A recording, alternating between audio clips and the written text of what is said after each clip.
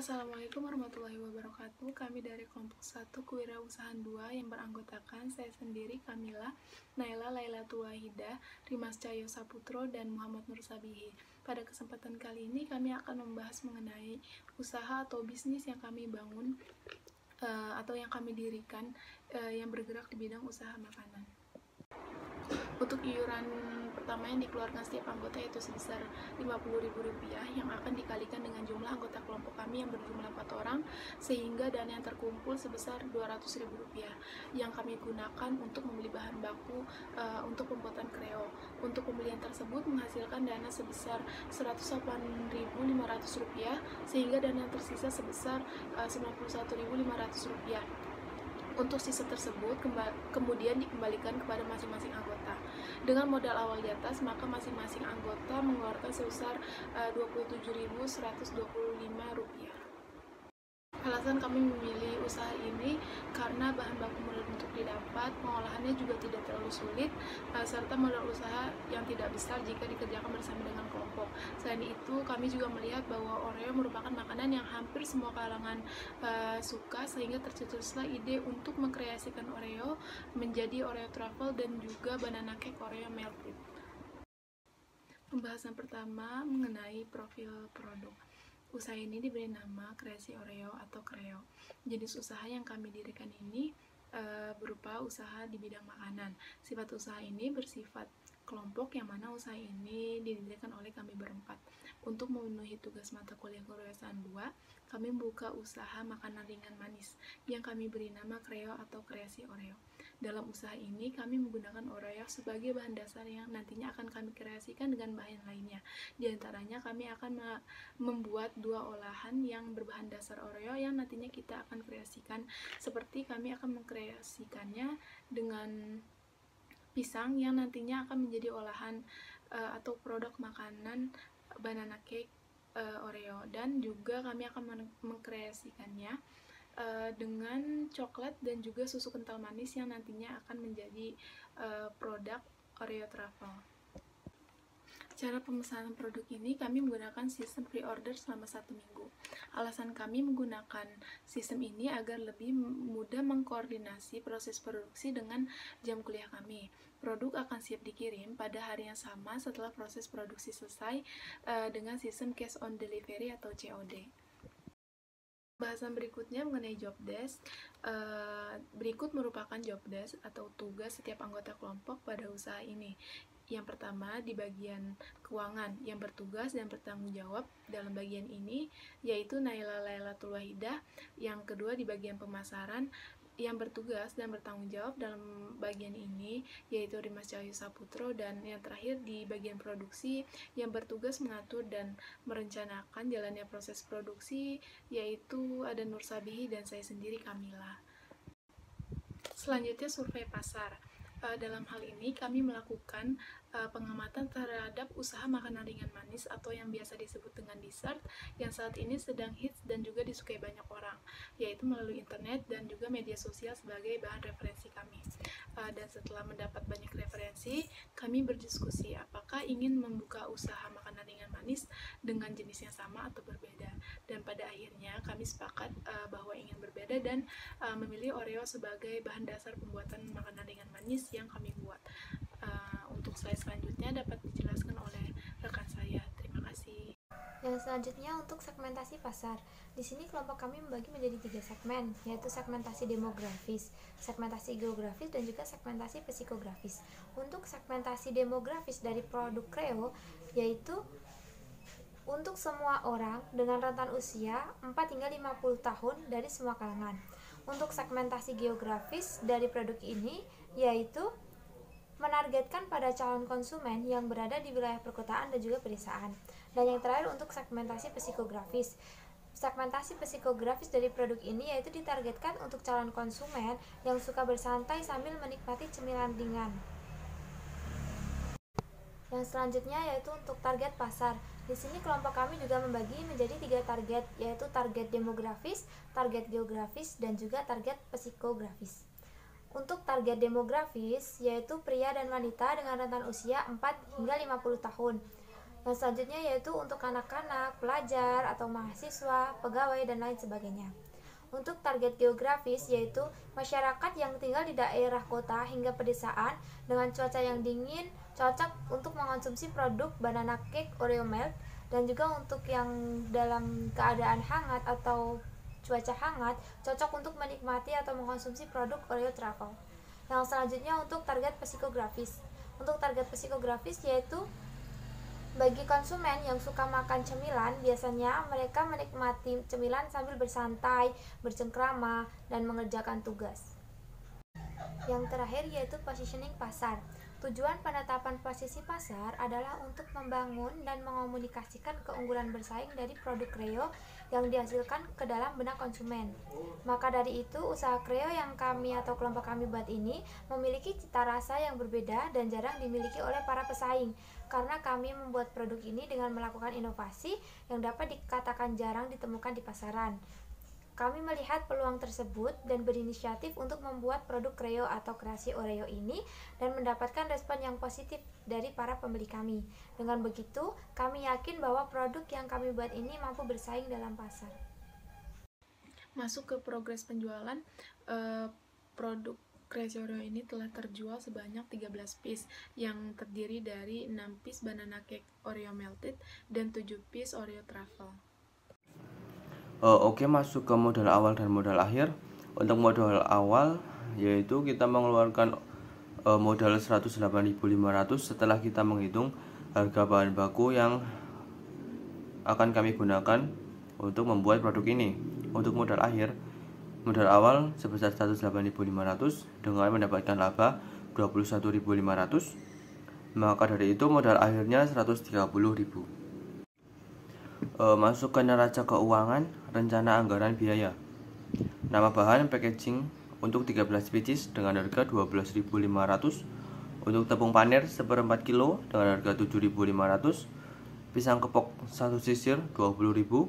Oreo besar kita menggunakan 4 buah Oreo besar dengan harga satuannya 7.500, maka jumlahnya 30.000. Untuk Oreo kecil kita menggunakan 4 buah Oreo kecil dan harga satuan 1.500, maka dari itu jumlahnya 6.000.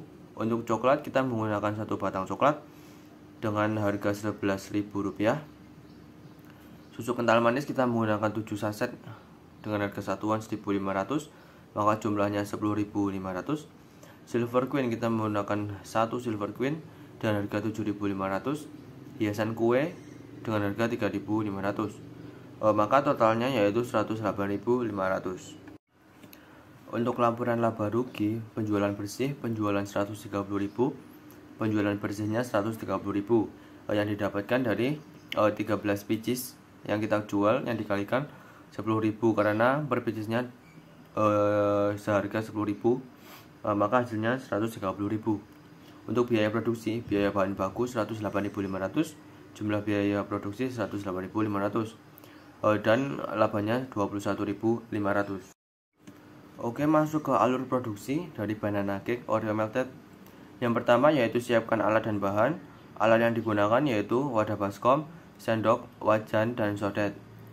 Adapun bahan yang digunakan yaitu Oreo, pisang kepok, tepung terigu, tepung panir, gula, garam, dan minyak goreng. Untuk cara pembuatannya yaitu rebus pisang kepok. Setelah direbus, pisang dihancurkan dengan menggunakan garpu. Tambahkan tepung terigu dengan adonan pisang yang sudah hancur tadi. Kemudian campur adonan hingga tercampur rata. Buat bulatan pipih dengan adonan pisang tersebut. Letakkan 1 Oreo di atas bulatan tersebut dan balut lagi dengan adonan pisang. Diamkan adonan yang telah diisi dengan Oreo sambil membuat adonan cair dari tepung terigu yang ditambah gula dan garam secukupnya. Kemudian siapkan tepung panir. Balutkan adonan isi Oreo dalam adonan cair, kemudian balut dengan tepung panir. Baik, yang selanjutnya saya akan menjelaskan langkah-langkah untuk membuat Oreo truffle. Siapkan alat dan bahan yang dibutuhkan. Alat yang dibutuhkan di sini yaitu wadah dan juga sendok. Sedangkan bahan yang digunakan yaitu Oreo, susu kental manis, coklat, dan juga choco chip sebagai hiasan. Langkah pertama yaitu pisahkan bagian dalam Oreo dari bagian luarnya. Kemudian bentuk bulatan kecil bagian dalam Oreo tersebut. Kemudian hancurkan bagian luar Oreo yang telah dipisahkan dengan bagian dalam Oreo tersebut sampai halus. Setelah halus, tuangkan susu kental manis ke dalam Oreo tersebut. Aduk hingga merata sampai adonan dapat dibentuk. Jika adonan sudah siap, bentuk adonan menjadi bulatan, kemudian isi dengan bagian dalam Oreo yang telah dibulatkan sebelumnya. Yang selanjutnya, siapkan coklat yang sudah dilelehkan, kemudian balurkan coklat tersebut ke seluruh permukaan Oreo yang telah kita bentuk tadi. Serta jangan lupa tambahkan hiasan di atasnya berupa choco chip. Yang terakhir, simpan Oreo truffle tersebut ke dalam lemari es hingga coklatnya mengeras. Berikut ini merupakan foto dari proses produksi produk banana cake melted Oreo. Proses produksi ini kami lakukan di rumah salah satu anggota kelompok kami. Sedangkan foto di bawah ini merupakan proses pembuatan dari produk Oreo truffle. Waktu pembuatan Oreo truffle ini dilakukan bersamaan dengan pembuatan produk banana cake Oreo. Dapat dilihat di bawah ini adalah foto bukti penjualan produk pada saat kami melakukan COD. Seperti yang telah dijelaskan sebelumnya, bahwa produk ini telah terjual sebanyak 13 piece. 6 piece produk banana cake Oreo dan 7 piece produk Oreo truffle. Selanjutnya ada testimoni atau penilaian yang diberikan oleh pembeli mengenai produk yang kami jual. Dapat dilihat dari testimoni tersebut bahwa pembeli menyukai produk kreasi Oreo yang kami buat. Kami akan menjawab pertanyaan yang telah diberikan sebelumnya. Pertanyaan yang pertama, apakah bisnis ini akan dilanjutkan setelah mata kuliah kewirausahaan 2 ini berakhir? Jawabannya, iya, kelompok kami akan berencana melanjutkan usaha ini. Namun dikarenakan salah satu anggota kelompok kami bertempat tinggal di luar kota Magelang, maka untuk itu rencana selanjutnya, usaha ini akan tetap dilanjutkan mungkin oleh masing-masing anggota secara individu. Untuk pertanyaan yang kedua, apakah ada rencana pengembangan lebih lanjut dari bisnis ini? Jika iya, jelaskan ide pengembangan tersebut. Ya, kelompok kami akan menambah varian rasa pada produk kami. Untuk banana cake Oreo melted, kami akan membuat inovasi dengan isi yang lebih beraneka rasa. Dan untuk Oreo truffle, kelompok kami akan menambah varian rasa dan juga toppingnya. Itu adalah rencana pengembangan dari produk ini. Sekian yang dapat kami sampaikan, kurang lebihnya kami mohon maaf. Wassalamualaikum warahmatullahi wabarakatuh. Assalamualaikum warahmatullahi wabarakatuh. Kami dari kelompok 1 yang beranggotakan saya sendiri, Kamila, Naila Layatul Wahidah, Rimas Cahyo Saputro, dan Muhammad Nursabihi. Pada kesempatan kali ini, kami akan membahas mengenai jenis usaha reseller yang kelompok kami jalani. Iuran awal yang dikeluarkan setiap anggota yaitu sebesar Rp12.500 yang nantinya akan kami kalikan dengan jumlah anggota kelompok kami yang berjumlah 4 orang sehingga memperoleh dana sebesar Rp50.000. Nah, Rp50.000 ini yang kami jadikan sebagai modal awal untuk membeli produk masker sebanyak 15 piece dan juga untuk keperluan packaging berupa kantong plastik. Kami memilih membuka usaha reseller ini karena beberapa alasan. Yang pertama, modal awal yang dibutuhkan tidak besar, seperti yang telah dijelaskan di slide sebelumnya, bahwa modal yang dibutuhkan hanya sebesar Rp50.000. Yang kedua, produk mudah didapat atau ditemukan baik melalui e-commerce maupun marketplace seperti Shopee.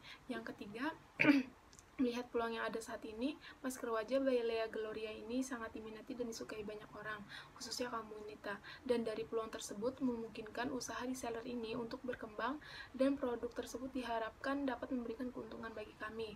Dan yang terakhir, alasan yang terakhir yaitu untuk menjadi reseller produk ini cukup mudah dan tidak ada persyaratan khusus.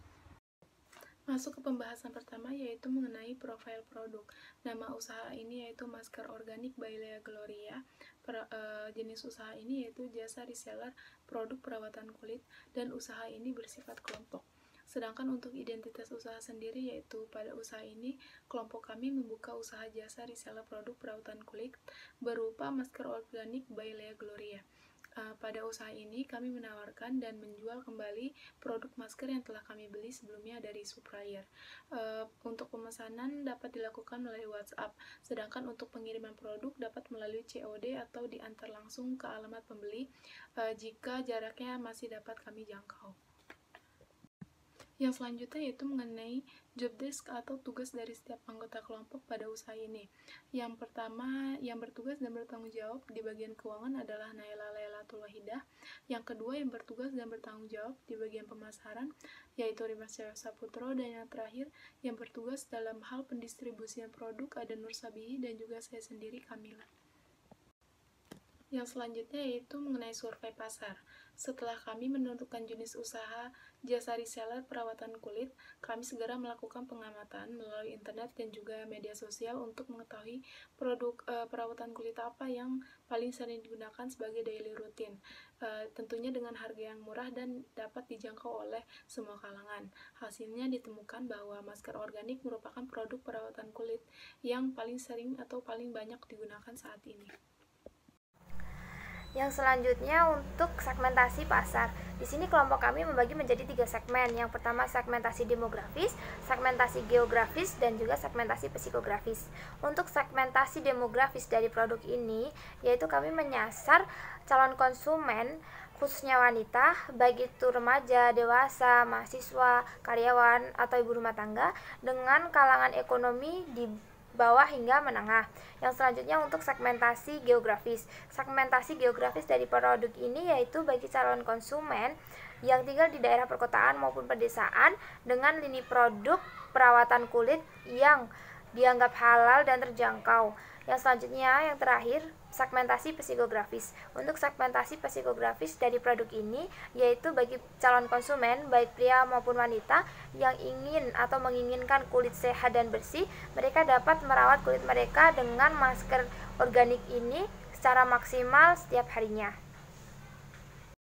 Yang selanjutnya untuk target pasar. Di sini kelompok kami membagi menjadi 3 target, yaitu target demografis, target geografis, dan juga target psikografis. Untuk target demografis dari produk ini yaitu bagi calon konsumen baik pria maupun wanita dengan rentan usia 16 hingga 40 tahun, dan juga baik digunakan bagi para remaja, dewasa, karyawan maupun mahasiswa. Selanjutnya untuk target geografis. Target geografis dari produk ini yaitu bagi masyarakat atau calon konsumen yang tinggal di daerah perkotaan maupun pedesaan. Dan yang terakhir untuk target psikografis. Target ini ditargetkan bagi calon konsumen yang senang merawat kulitnya setiap hari agar tampak selalu bersih, sehat, dan juga bersinar. Dan juga ditargetkan untuk bagi para calon konsumen yang hampir setiap hari senang untuk melakukan perawatan kulit. Yang selanjutnya untuk posisi pasar. Tujuan penetapan posisi pasar adalah untuk membangun dan mengkomunikasikan keunggulan bersaing produk yang dihasilkan ke dalam benak konsumen. Maka dari itu, usaha reseller dari produk masker by Lea Gloria yang kami lakukan memiliki kelebihan dibandingkan dengan reseller lainnya. Di antaranya yaitu harga yang dijamin terjangkau, varian masker yang kami sediakan pun berbagai macam. Dan yang selanjutnya, selain itu, kelompok kami juga selalu mengutamakan pelayanan terbaik untuk pelanggan kami atau calon pelanggan kami. Dalam hal ini, yang dapat kami lakukan yaitu dengan mengirimkan barang yang sesuai dengan pesanan dan pengemasan yang baik. Kami juga bersedia mengantarkan produk yang mereka pesan hingga alamat pelanggan. Dengan upaya-upaya tersebut, kami yakin bahwa usaha jasa reseller kami mampu bersaing di pasar. Oke, masuk ke progres penjualan. Produk ini telah terjual sebanyak 13 pieces dengan varian yang terjual antara lain strawberry 1 pieces, egg white honey 1 pieces, matte exclusive 1 pieces, coklat 2 pieces, vanilla milk 2 pieces, ice sorbet 2 pieces, green tea 2 pieces, dan creamy coffee 2 pieces. Lanjut ke modal awal dan modal akhir.